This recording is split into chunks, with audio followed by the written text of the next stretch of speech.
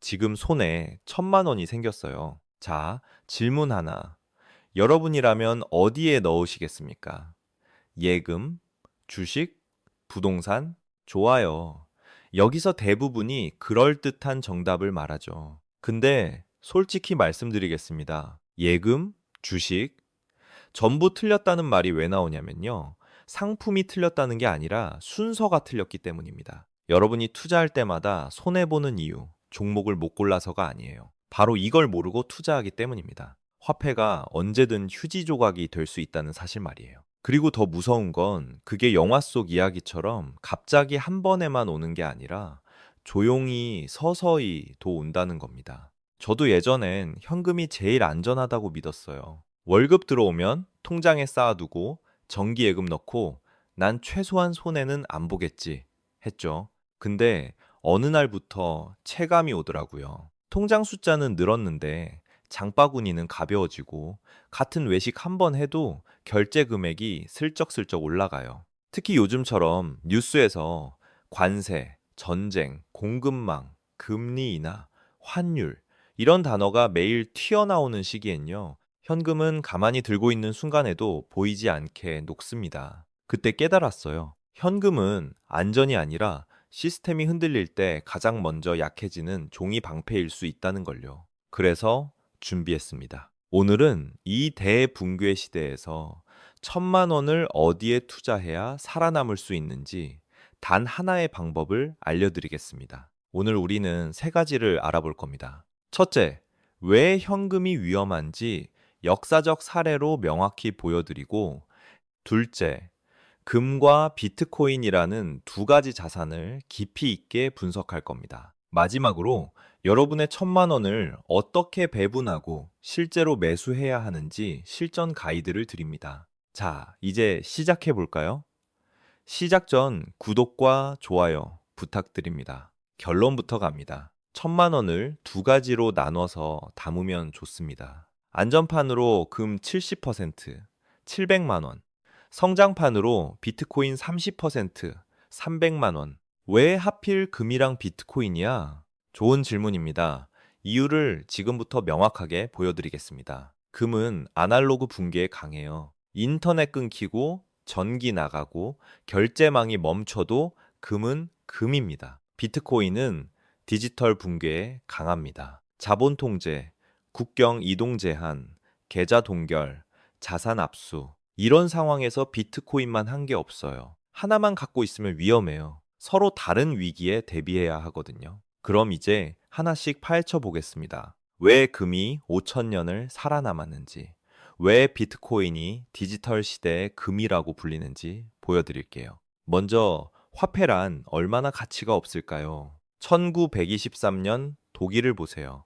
아침에 커피 한 잔이 100마르크였는데 저녁에는 200마르크가 됐습니다. 물가가 며칠 단위로 두 배씩 뛰는 세상에서 지폐는 돈이 아니라 시간 폭탄이 됩니다. 가장 충격적인 건 부동산 시장이었어요. 당시 기록을 보면 베를린 시내에 멀쩡한 저택 한 채가 금 몇십 온스 수준으로 거래됩니다. 왜냐? 돈의 가치는 영원으로 수렴했는데 그 집을 살 수 있는 진짜 자산인 금을 가진 사람이 거의 없었기 때문입니다. 사람들은 당장 굶어 죽지 않으려고 집을 내던졌고 그 집을 주워 담는 건 금을 들고 있던 소수였어요. 여기서 많은 분들이 이렇게 말합니다. 그건 대공황 시절 이야기고 설마 2020년대에 그런 일이 있겠어? 좋아요. 그럼 현실 얘기해 볼까요? 요즘 세계가 어떤 분위기입니까? 관세 갈등이 커지고 지정학 리스크가 커지고 중앙은행들은 금을 계속 사모읍니다. 금값이 요즘 거의 5-0달러를 바라본다는 얘기가 괜히 나오는 게 아니에요. 시스템이 불안해질수록 사람들은 약속이 아니라 실물로 도망갑니다. 그리고 시스템이 실제로 흔들린 나라들에서는 사람들 생활이 어떻게 바뀌냐면요. 카드 결제는 안 되고 지폐는 가치가 붕괴하고 그럼 사회는 자연스럽게 실물 화폐로 돌아갑니다. 금 1g 조각이 빵값이 되고 이발비가 되고 숙박비가 됩니다. 왜?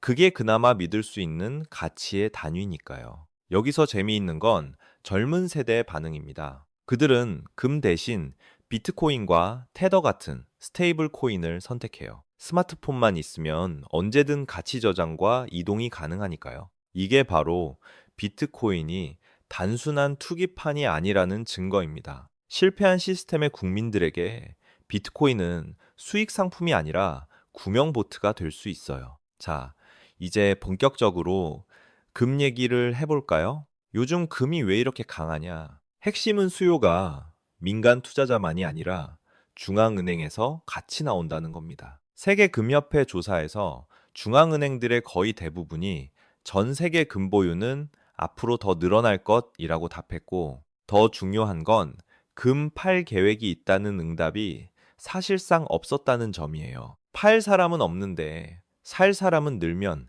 가격은 어디로 가죠? 당연히 위로 가죠. 근데 다시 말합니다. 금 투자의 핵심은 수익률이 아니라 구매력 보존입니다. 100년 전 금 이론 쓰면 당대 최고급 맞춤 정장 한 벌을 맞췄습니다. 오늘도요. 금 이론 쓰는 여전히 좋은 정장 한 벌의 힘을 갖고 있습니다. 반면 100년 전 지폐는요. 그 지폐는 시간이 지나면 대개 양말 한 켤레도 못 사는 종이가 됩니다. 화폐는 녹아 없어지지만 금은 가치를 그대로 품고 살아남는 겁니다. 좋아요. 그럼 비트코인 얘기로 넘어갑시다.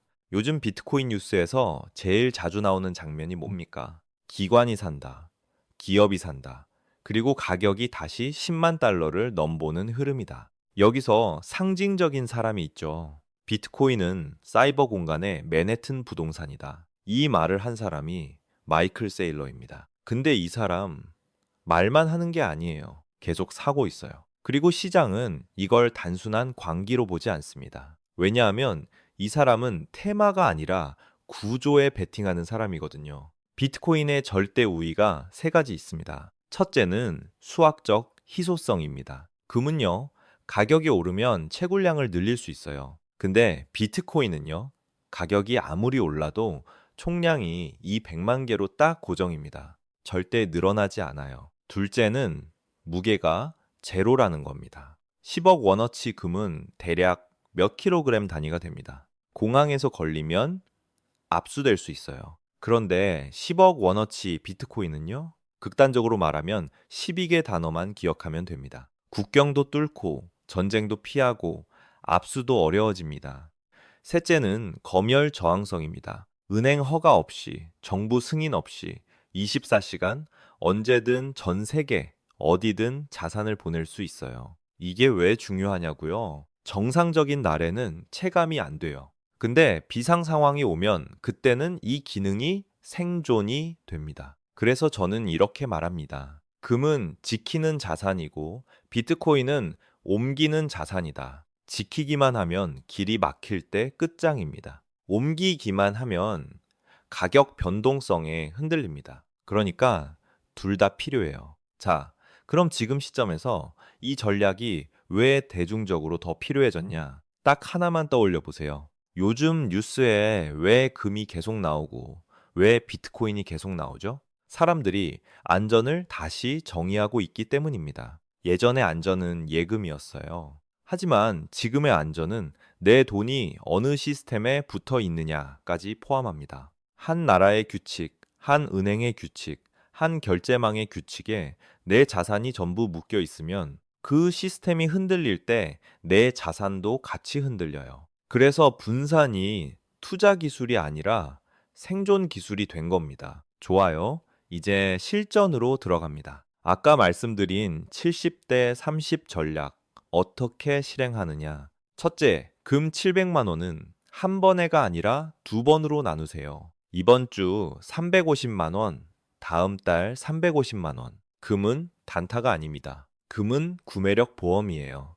타이밍 맞추려다 오히려 망합니다. 둘째, 비트코인 300만 원은 4번으로 쪼개세요. 일주일 간격으로 75만 원씩. 왜냐하면 비트코인은 변동성이 크기 때문입니다. 분할은 수익률을 위한 기술이 아니라 멘탈을 지키는 장치예요. 그리고 이거 너무 무섭지 않나요? 맞습니다. 무섭죠. 그래서 30%만 넣는 겁니다. 비트코인이 크게 흔들려도 포트폴리오가 죽지 않게 금이 바닥을 받쳐주게 설계하는 거예요. 반대로 비트코인이 강하게 터질 때는 30%가 전체 수익률을 끌어올립니다. 이게 바벨 전략의 힘입니다. 마지막으로 여러분이 꼭 기억해야 할 문장이 하나 있어요. 금과 비트코인을 사는 목적은 부자 되기가 아닙니다. 먼저 안 죽기입니다. 현금만 들고 있으면 겉으로는 아무 일도 없어 보여요.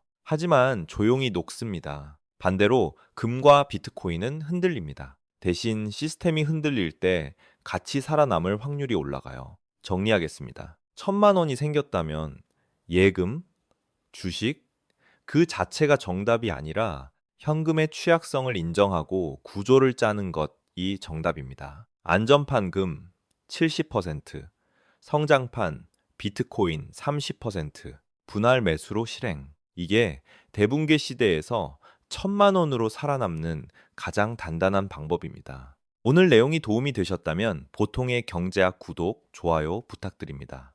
감사합니다.